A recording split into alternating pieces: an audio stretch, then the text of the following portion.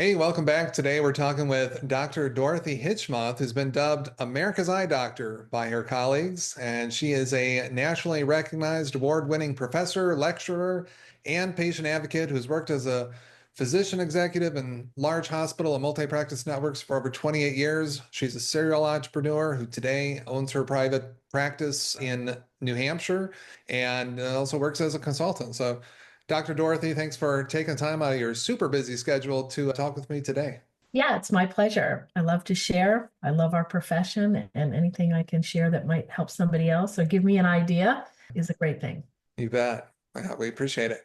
And tell us, first off, just a little bit, about your background. How did you get into the profession and kind of what leads you to become recognized? Because as I understand, it's not a moniker you gave yourself, but what leads you to become America's Eye Doctor? I'm not sure how that dub happened, but somehow it did. Everybody calls me Dr. Dorothy. I didn't tell anybody to do that. And it's amazing how many people will call me Dr. Dorothy, not having heard anybody else use that term. In fact, I recently ran for political office, and the larger community actually started using that exact same term. I guess it probably happened similarly, but I've been so involved across so many aspects or facets of the profession. And I've been in the public eye, outside of the profession. And, one of the things I'm probably the most proud of is a national advocacy award that I received in 2017, which was done for patients, right? So it was work, it was advocacy on behalf of patients. So I think that is the thing I'm most proud of. And it was around that time that, my colleagues are like, you're just America's Eye Doctor, Dorothy. It was a little embarrassing, in fact. And I'm like, this is goofy.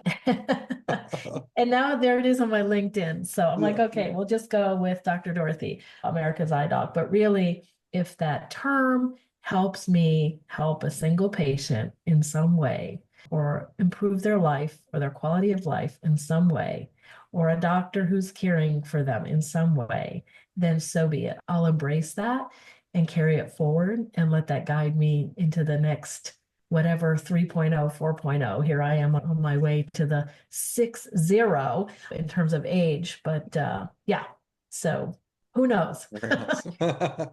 Very good.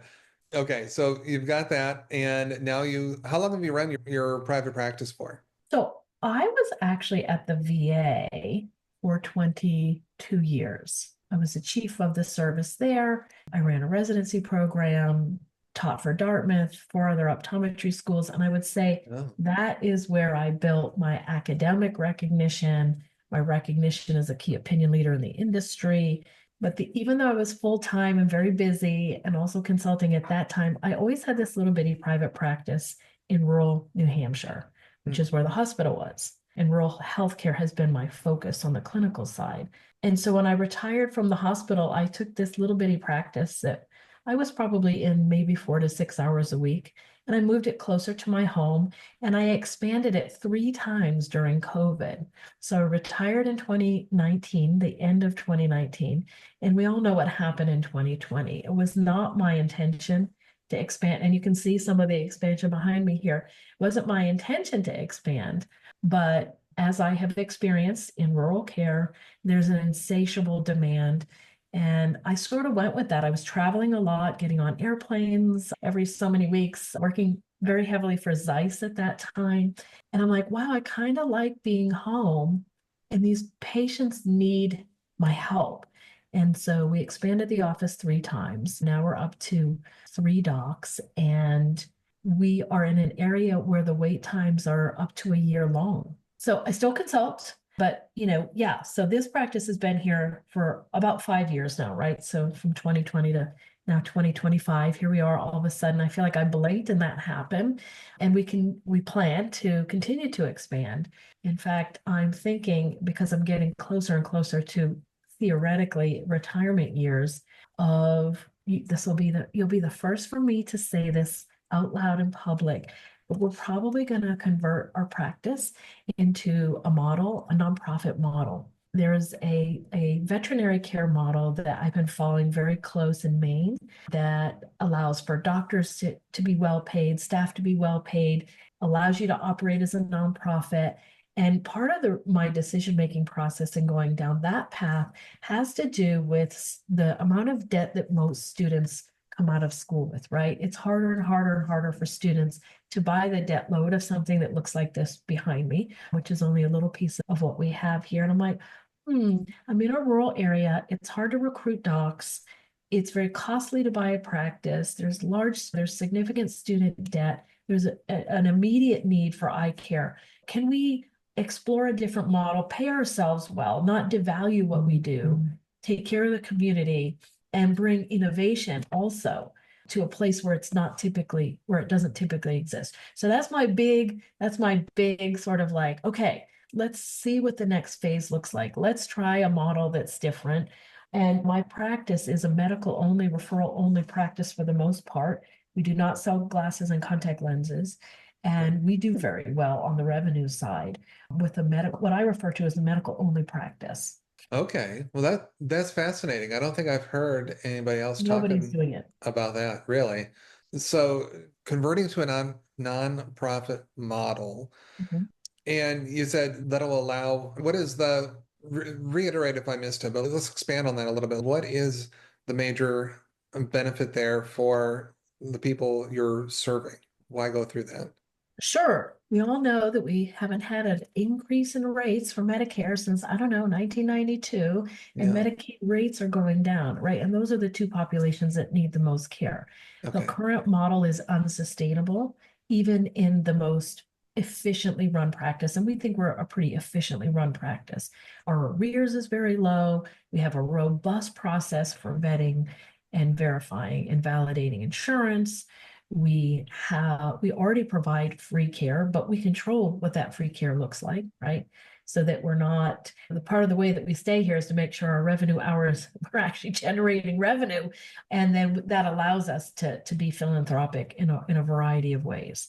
But I think the current models are unsustainable unless there's a massive shift in the way that healthcare is delivered, which I think is unlikely in the short term. I think that there are additional challenges in the rural Outer Banks. Do I think that we could continue to grow as a for-profit model? Yes. There are less options for what I want to accomplish as a patient advocate, as a community advocate, and also for my retirement. I think there are ways to set this up, some of which I won't discuss because they're not prime time ready. Sure. But I've come up with a model that I think will benefit me also, right? Like I'm not extracting myself completely, but it will also allow me to continue on, I think, longer in practice, bring in young people into practice, involved. I'm the vice chair of the board at NECO. And one of the things that we've been trying to do there for a long time is think about ways to continue to help populations that need, which includes rural. We're involved in every community health center and VA and all those places where we know we're needed. But anyhow, not giving exact details, but there's a well vetted model that we're thinking we're going to use. And I'm really good at raising money. And so I'm going to leverage my fundraising background and see what we can do. That's fascinating. That's fascinating to me. And I think I can't wait to follow that along and maybe follow up with you down the road and just see how that how it's progressing. And I've no doubt, because you've said that there's another model out there that you've been following. And then, like I said, with your background, that no doubt that it will be successful. But it's just, it'll be fascinating to hear some more like what you're able Yeah. to do with that in our prime time ready. Yeah. And Maybe there are maybe a tax. good follow up in a year or so. Yeah, for sure. Yeah, and we'll see how far along. Right now, it's a concept. I have some early donors, Okay. and we're refining, I would say, the plan. But that's the secret that I've let out of the bag. But I think part of the focus of the Abundant OD is to talk about, as you've described, some of the things that we do here or that I've done in the past that really help a practice become successful in the traditional model. And we do that here. I'm happy to talk about that as well, because I think I didn't tell you about this other idea before the interview, but I'm like, what the That's hell? okay. Let's let him reveal this crazy idea that I have, that I don't talk about things unless I'm pretty serious that they're going to happen. So Very good. Yeah, thanks for that exclusive. We'll make a big deal about that. But no, yeah, you've been, as you've said, successful in expanding and building this practice out, even around COVID. What has been some of those like victories or successes that have been real meaningful, or some of the things that you've done in growing this practice that you really contribute to the success of it? Yeah, so there are some mechanical things that we do in the practice that are high priorities, right? Okay. If you cannot collect, if you cannot get paid, your practice will not be successful. Right. Yeah. And I did a ton of work in data and RVU evaluation, which nobody talks about RVUs anymore. But as a hospital executive, you learn where the leaks are. And so I carried some of that hospital executive experience to a smaller work unit and applied some of the principles that I learned there. And to really break it down small for most, in a way that applies to most practices, so if you're going to provide and you want to do medical care, which is going to provide the most reimbursement per patient, depending on their problem, compared to vision plans, like for example, we do not take vision plans. The model is unsustainable. And I have repeated that over and over and over again. I think in some cities, in some practices where there's a very healthy population, that is the model, and that's okay. So I'm not criticizing that. But if you want to take it to that next level and help what the population at large and fill in the gaps that absolutely exist, because we have a doctor shortage, we have an ophthalmology shortage, we have a nursing shortage, right? There's a need. So if you're interested in that aspect of practicing, understanding the reimbursement process is critical. And the number one, if I could give one thing, one tip, it's verify and validate insurance using the most modern electronic tools. So most EMRs have, some EMRs, let me just say that, let me back that up, have real-time insurance verification, for example, where you enter the patient's information and within 10 seconds, oops, that patient gave you the wrong card. Oops, that's not the right legal name for that patient. Maybe you typed in their date of birth wrong, right?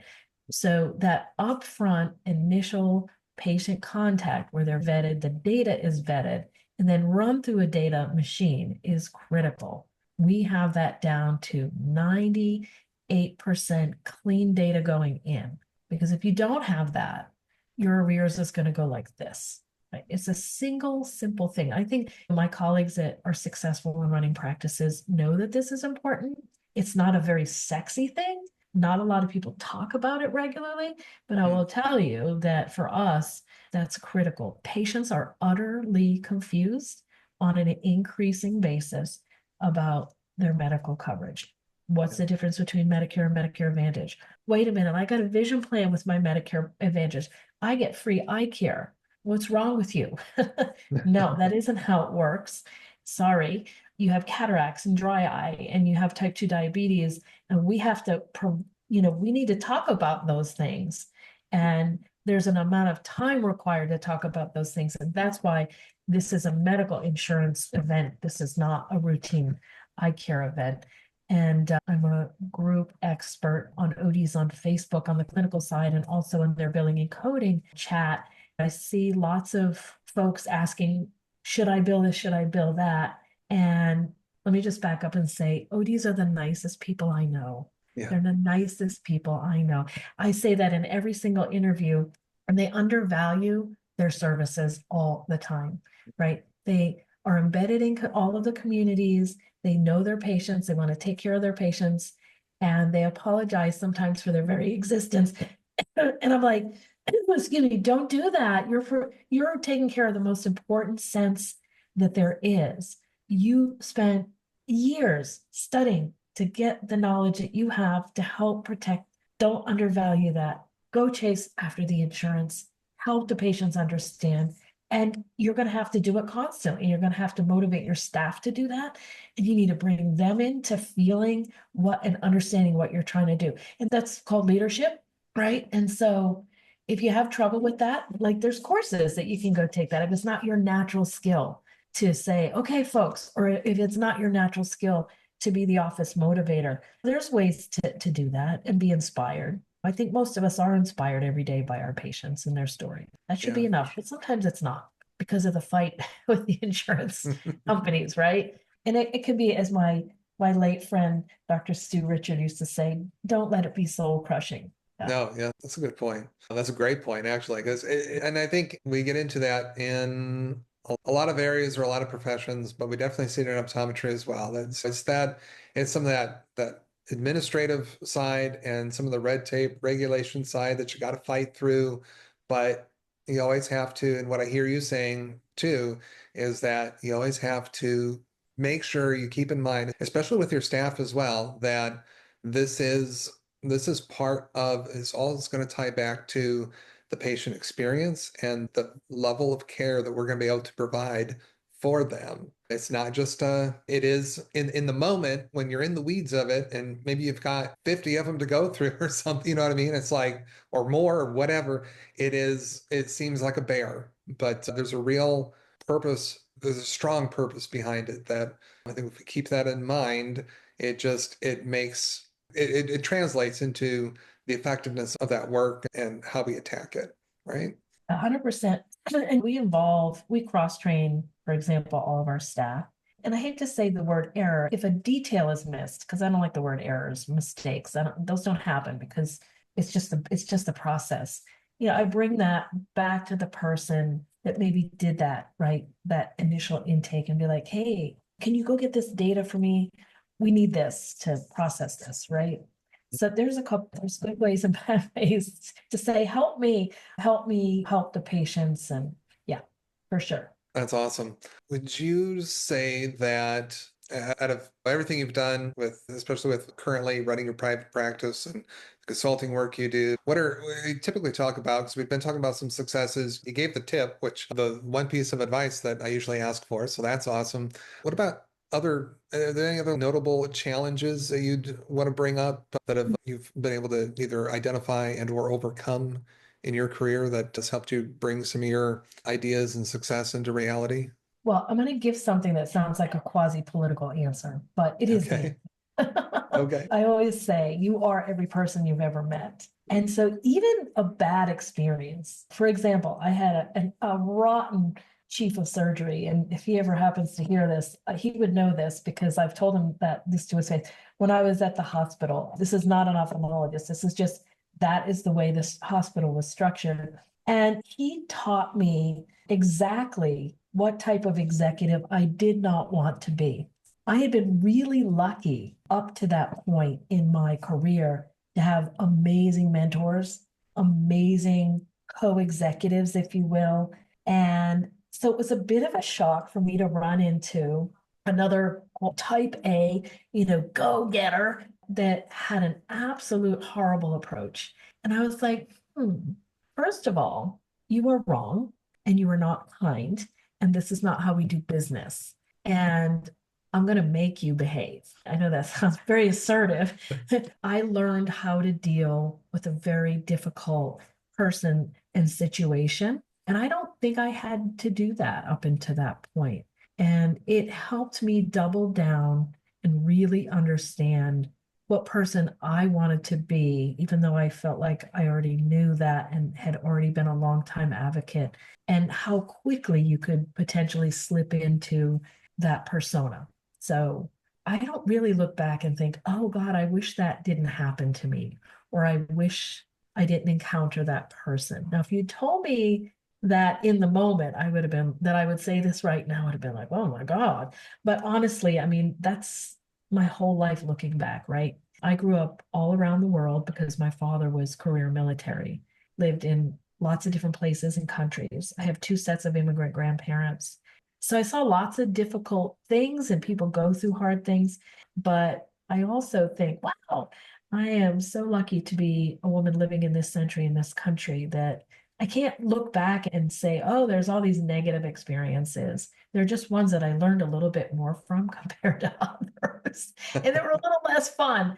But to me, it's all Yeah. good. And it is that constellation that if you're careful and you listen, does provide for some wisdom and makes you sit back and smile. I think those are great insights and a keen awareness and reflection points. So it's a great thing to be able to do is to be able to look back and grab all these life lessons from what could be perceived in other terms as just a negative thing that we just want to forget. That some people just want to either, yeah, forget that it happened or just suppress it or push it down. Yeah. But that's part of what life is really about is learning from all the experiences and continuing to, as I heard you say, either reinforce or make you even more aware of the type of person that you were being and wanted to remain, and just in a stronger and stronger format as you move along. Yeah, and it's a healthier way to be in a perfect world. I'm on the executive board for the Ocular Wellness and Nutrition Society, and our illustrious president, Netta Joya, her presentation this year was one of my favorites because she talked about something called Ikigai, which basically means your purpose in Japanese. And I lived in Japan for 3 years, and so that really resonated with me. But if you have your purpose, if you have your Ikigai, everything else falls into place a little easier. And so I would encourage my colleagues to think about what is their Ikigai and let that guide them on a daily basis. That's an amazing piece of advice. And I know we're running short on time and I want to be respectful of yours. So I want to thank you very much. If there was a ton of insight and nuggets dropped throughout your stories and this entire interview, and I encourage listeners to listen to it a couple of times because I think you'll hear it differently the second time you're going through. As I'm replaying some of your answers in my head already, I can't wait to go back and listen to it again because I think I might have missed some things. Dr. Dorothy, thank you so much. I really appreciate all your time, and hopefully our paths will cross again sometime in the future. Yes, thank you. It was my pleasure.